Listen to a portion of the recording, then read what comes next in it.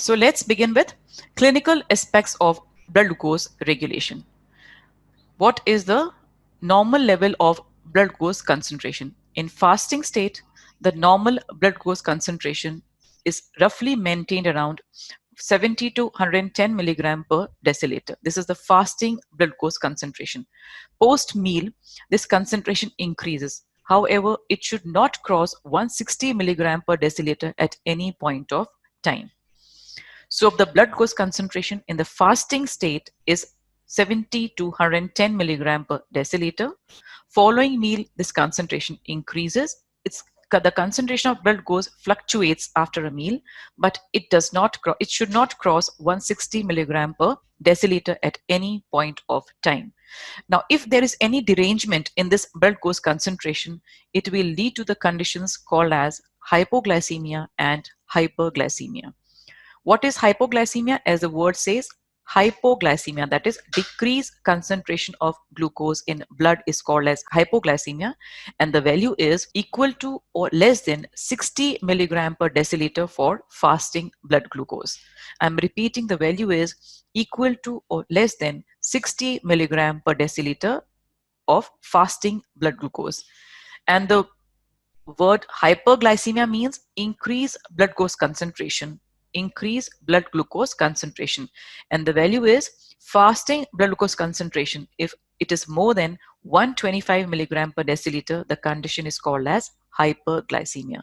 So the condition of hypoglycemia is represented by the level of fasting blood glucose equals to or less than 60 milligram per deciliter, and the value of hyperglycemia, the fasting blood glucose concentration, is more than 125 milligram per deciliter. This is the image which depicts hyperglycemia and hypoglycemia. Hyperglycemia, that is fasting blood glucose more than 125 milligram per deciliter. Hypoglycemia, fasting blood glucose is equal to or less than 60 milligram per deciliter. Now, why glucose is called as obligate fuel for brain? As we know, some tissues, they are continuously dependent on glucose for their energy needs, and brain is one among them. Whether it is a fasting condition or it is a fed condition, brain always needs glucose for its energy purposes. However, in prolonged fasting, it uses ketone bodies for its energy requirements. Some tissues continuously require glucose as a metabolic fuel. One of them is brain.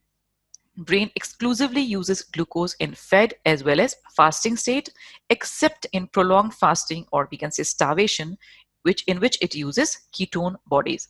See, another source of energy is oxidation of fatty acids. So fatty acids, it provide an alternate source of fuel, but brain uses glucose.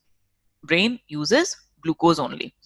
Thus, fatty acids cannot be the energy source for brain. That's why we can say that glucose is an obligate fuel for brain, because it needs glucose for its energy purpose, whether it is a fed condition or it is a fasting condition. Only in prolonged fasting, it uses ketone bodies for its energy requirement. And even fatty acids are not the alternate fuel of energy in brain. Glucose in fasting state, as we know, glucose is derived from three sources: diet, hepatic glycogenolysis, and hepatic and renal gluconeogenesis. But if we say fasting state, in fasting state, glucose is derived from two sources, that is hepatic glycogenolysis and hepatic and renal gluconeogenesis. Hepatic glycogenolysis can maintain blood glucose level for approximately 8 hours. And hepatic and renal gluconeogenesis, they require precursors for synthesis of glucose, and these precursors are provided by muscle and adipose tissue. In fasting condition and between meals, blood plasma glucose is maintained by endogenous glucose production by hepatic glycogenolysis and hepatic and renal gluconeogenesis. Hepatic glycogenolysis can maintain blood glucose for approximately 8 hours, and gluconeogenesis, they require coordinated supply of precursors which are provided from muscle and adipose tissue. As we know, there are four precursors of gluconeogenesis: propionate, amino acid, lactate, and glycerol. As I told you, propionate is a minor precursor in non-ruminants. So the major precursors being amino acid, lactate, and glycerol. For among these three precursors, Glycerol is provided from adipose tissue, and the remaining two precursors, that is lactate and amino acids, they are provided from muscle for synthesis of glucose. So this is how glucose is derived in the fasting state from hepatic glycogenolysis and hepatic and renal gluconeogenesis. What are the factors which regulate blood glucose concentration? We have already done this. That is neural factors, neural signals, network of hormones, and substrate effects. Now, in network of hormones, the most important hormone, or we can say the dominant role, is played by insulin. Among the regulatory factors, insulin plays the dominant role. Now, this is a figure which depicts what are the pathways which derive glucose and what are the pathways which utilize glucose. So glucose is derived from three things, that is diet, number one. Number two is hepatic glycogenolysis. And number three is gluconeogenesis. In fasting condition, only these two remain the sources, that is hepatic glycogenolysis and hepatic and renal gluconeogenesis. So glucose is derived from three sources: diet, hepatic glycogenolysis, hepatic and renal gluconeogenesis. Now, glucose is utilized by number one, oxidation. As you can see here, glucose oxidation in all the tissues, glucose oxidation, muscle, in adipose tissue, and in liver. So second pathway for utilization of glucose is glycogenesis by liver as well as muscle, and third is lipogenesis, that is conversion of glucose to lipids in adipose tissue. Glucose gets converted to triacylglycerol. So these are the three pathways by which glucose is utilized, that is oxidation, glycogenesis, as well as lipogenesis. Insulin plays a dominant role in blood glucose maintenance. Insulin is secreted in response to primary stimulus for secretion of insulin is high blood glucose concentration. So the role of insulin is to decrease the glucose level in blood so that it can remain in its normal concentration. So what are the pathways which are stimulated by insulin and what are the pathways which are inhibited by insulin to maintain this blood glucose concentration? Insulin, it increases the uptake of glucose in muscle and adipose tissue. These three tissues have insulin has maximum impact on these three tissues, that is liver, muscle, and adipose tissue. So function of insulin is, number one, it increases the uptake of glucose in muscle and adipose tissue via GLUT4 transporter. Secondly, it increases the oxidation of glucose in all the tissues, that is by glycolysis. It stimulates the pathways like glycogenesis in liver as well as muscle, and it stimulates the pathway of lipogenesis, that is conversion of glucose to lipids.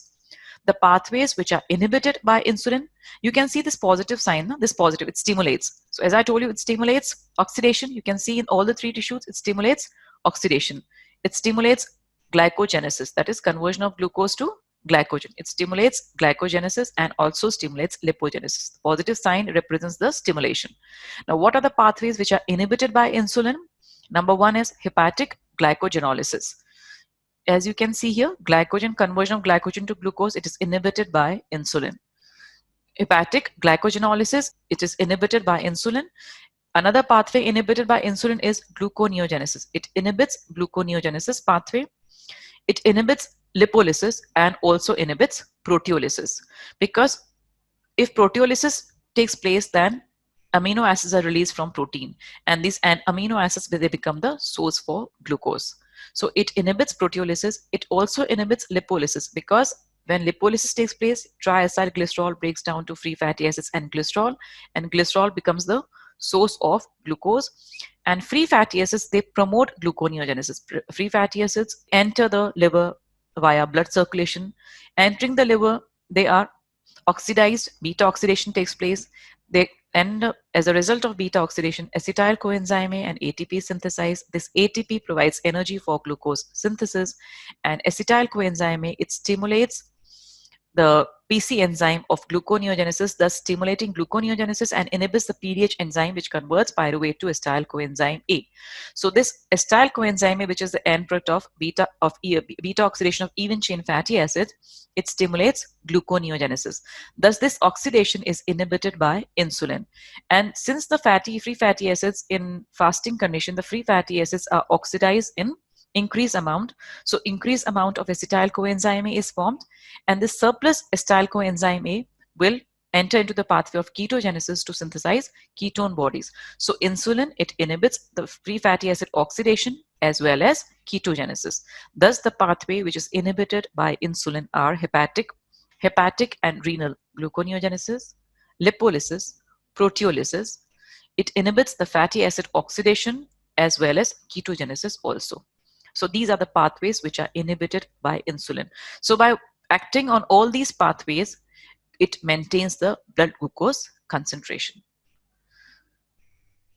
Now, what is hypoglycemia? As I told you, it is the low blood glucose concentration. When fasting blood glucose concentration is below or equal to 60 milligram per deciliter, the condition is called as hypoglycemia. Insulin in hypoglycemia. As we know, insulin is secreted in response to high blood glucose level, which is a primary stimulus for secretion of insulin from beta cells of pancreas. But as the glucose level declines, there will be decreased insulin secretion from beta cell of pancreas. When insulin secretion is decreased, so this decreased insulin secretion is the first line of defense against hypoglycemia. In hypoglycemia, there is decreased synthesis of insulin, and this decreased insulin secretion is the first defense against hypoglycemia. When insulin is decreased, so what will happen? Hepatic glycogenolysis will be increased. Hepatic and renal gluconeogenesis will be increased. There will be increased lipolysis and increased proteolysis. All these pathways will be increased in when there is decreased secretion of insulin. Glycogenolysis, gluconeogenesis, hepatic and renal, both hepatic and renal gluconeogenesis, hepatic glycogenolysis, they both will be increased. Lipolysis will be induced as well as proteolysis. Lipolysis and proteolysis both will be induced, and there will be decreased utilization of glucose in peripheral tissues. Thus, this is how insulin combats hypoglycemia. This is the first line of defense against hypoglycemia. Now, as we know, when there is decreased glucose secretion, decreased glucose in blood, so counter-regulatory hormones are secreted in response to decreased blood glucose concentration. The most important among them is glucagon and epinephrine. So increased secretion of glucagon is the second line of defense against hypoglycemia, and secretion of epinephrine is the third line of defense against hypoglycemia. What is the role of glucagon? Glucagon, it is secreted in response to decreased glucose concentration. What it will do? It will stimulate hepatic glycogenolysis. It will stimulate hepatic gluconeogenesis. It will stimulate lipolysis, and it will increase the uptake of amino acid in liver so that they can be converted to glucose. So by acting on all these mechanisms, ultimately the aim of glucagon is to increase the blood glucose concentration.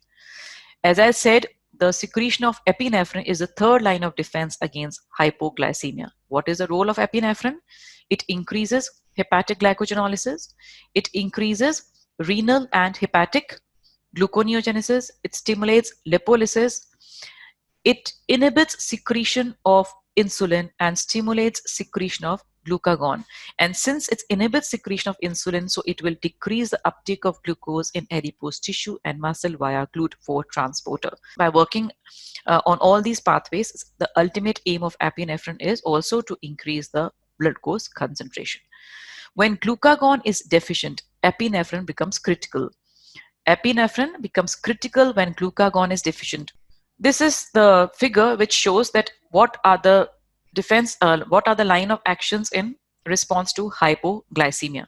When there's decreased secretion of glucose, the first line of defense, decrease insulin secretion. Second line of defense, increase glucagon secretion. Third line of defense, increase epinephrine secretion. See, still if hypoglycemia persists, if hypoglycemia is prolonged beyond approximately 4 hours, if still beyond 4 hours hypoglycemia persists, then there is increased secretion of cortisol and growth hormone. Growth hormone and cortisol, they are secreted if hypoglycemia persists beyond approximately 4 hours.